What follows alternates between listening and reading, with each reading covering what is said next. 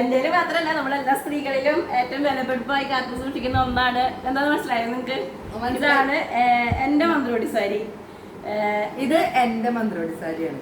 ഇതിനൊരു 24 വർഷത്തെ പഴക്കമുണ്ട്. ഇതിനൊരു 17 വർഷത്തെ പഴക്കമുണ്ട്. നിങ്ങൾ ആരും കാൽക്കുലേഷൻ ചെയ്യണ്ട. നിങ്ങൾ തമ്മിലുള്ള ഏജ് ഡിഫറൻസ് അതൊക്കെ പിന്നെ പറയാം. അത് നിങ്ങളൊരു വേറൊരു വീഡിയോ ആയിട്ട് വരണ്ട. ഇതുണ്ടല്ലോ, അന്ന് എനിക്ക് കളറിനോട് ഭയങ്കര ഇഷ്ടമായിരുന്നു, ഉദിച്ച കളറിൽ.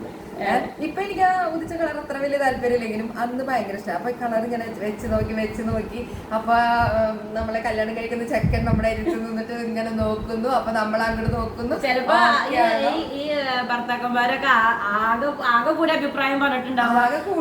ഈ ഒരു സാരി എടുത്തിട്ടായിരിക്കും ആകെ കൂടിയല്ല.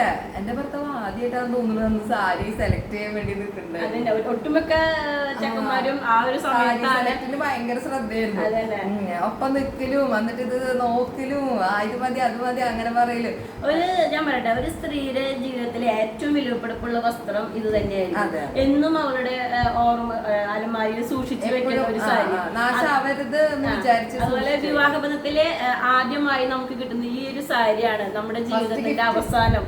നമ്മൾ മരിച്ചു കിടക്കുമ്പോൾ നമ്മൾ ഉടുപ്പിച്ച് നമ്മുടെ കൂടെ പോരുന്ന ഒരു വസ്ത്രം ഉണ്ടെങ്കിൽ അത് നമ്മുടെ ഈ ഒരു മന്ത്രോടി സാരി ആയിരിക്കും അല്ലേ. പിന്നെയുണ്ടല്ലോ, ഈ സാരി ഇപ്പൊ നമ്മുടെ കയ്യിലുണ്ട്. ഇതിന്റെ ഒപ്പട്ട കുറെ ജ്വല്ലറീസ് ഉണ്ടാവും, സ്വർണ്ണാഭരണങ്ങള്.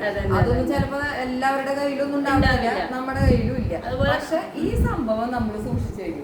അതുപോലെ നമ്മുടെ കയ്യിൽ എത്ര വിലപ്പെടുപ്പുള്ള ഡ്രസ്സുകൾ വേറെ ഉണ്ടെങ്കിൽ തന്നെ ഈ ഒരു സാരി എടുക്കുമ്പോൾ നമുക്കൊരു പ്രത്യേക ഒരു ഫീലാണ്.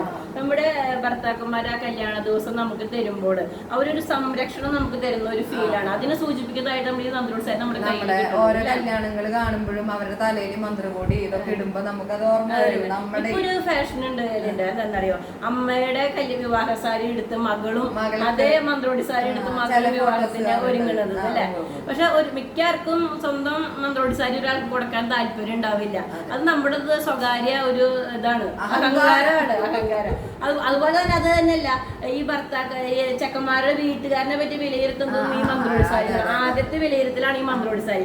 അതായത് സാരി എടുക്കാൻ പോകുമ്പോ എത്ര രൂപ സാരി കിട്ടുന്നതാണ് എല്ലാവരും ചോദിക്കാറ്, അല്ലാണ്ട് കളർ അതൊന്നും ആരും ചോദിക്കില്ല. അപ്പൊ 10,000 രൂപ എന്ന് പറയുമ്പോ അയ്യേ 10,000ന്റെ അടുത്തുള്ളൂ. ആ സമയം നമ്മളതൊരു 25 പറയുമ്പോ 25 എടുത്തണ്ട. അപ്പൊ ചെക്കൻ്റെ വീട്ടുകാർ നല്ല വീട്ടുകാരാണ്. അപ്പൊ ഈ സാരിക്ക് അങ്ങനെയും കുറെ പ്രത്യേകതകളുണ്ട്. നമ്മുടെ നിങ്ങളുടെ ആ കാലഘട്ടത്തിലുള്ള സാരികളുടെ 3 ലക്ഷം 5 ലക്ഷം 10 ലക്ഷം വരെയുള്ള മന്ത്രകോടികളുണ്ട്. ഇപ്പത്തെ കണക്കല്ല പറയണത്, നമ്മള് പണ്ടത്തെ കണക്കാണ് പറയണത്. അപ്പൊ അത്രയും വാല്യൂ ഉണ്ട്.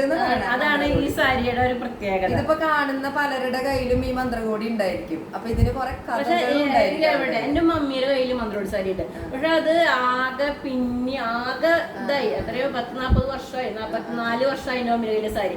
പക്ഷെ ഇപ്പോഴും അത് ഇങ്ങനെ പൊട്ടിപ്പോയി തുടങ്ങി. എന്നാലും അത് എന്റെ മമ്മിയുടെ ഏറ്റവും നല്ല സാരികൾ വെക്കുന്നിടത്താണ് മമ്മി ആ സാരി സൂക്ഷിച്ചിരിക്കുന്നത്.